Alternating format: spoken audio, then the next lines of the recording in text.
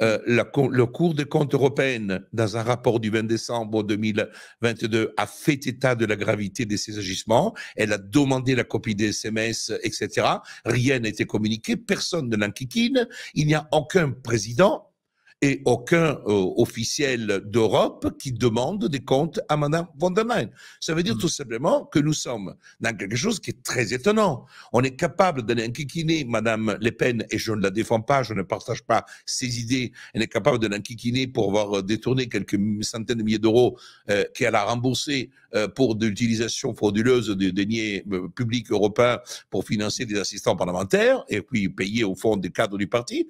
Eh bien là, on ne dit rien, on parle de milliards. C'est-à-dire que nous sommes pas en train de parler, on parle de milliards, de 75 milliards d'euros. C'est-à-dire des sommes qui sont hallucinantes. Ça fait partie, c'est plus de 10% des 660 milliards que la France a investi pour le quoi qu'il en coûte. Et face à cela, il y a un silence assourdissant.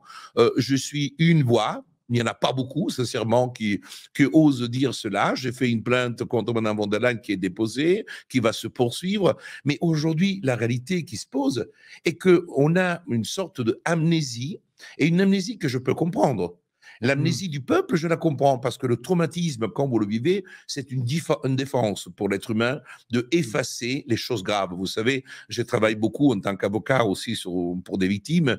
J'ai connu des victimes même de viol.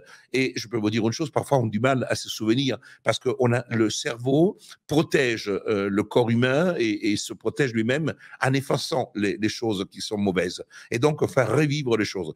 Aujourd'hui, pour beaucoup, la crise Covid, le confinement, tout ce qui est arrivé, a été quelque chose de catastrophique. La jeunesse va payer encore pendant de longues années le traumatisme du confinement, de cette prison, de cet enfermement, etc. Donc, face à cela, nous avons aujourd'hui une révélation qui arrive par les contrats, qui crée un choc anaphylactique en utilisant ce terme un peu sanitaire. Et Guerre Signal et Merle Moka seront tous en fête.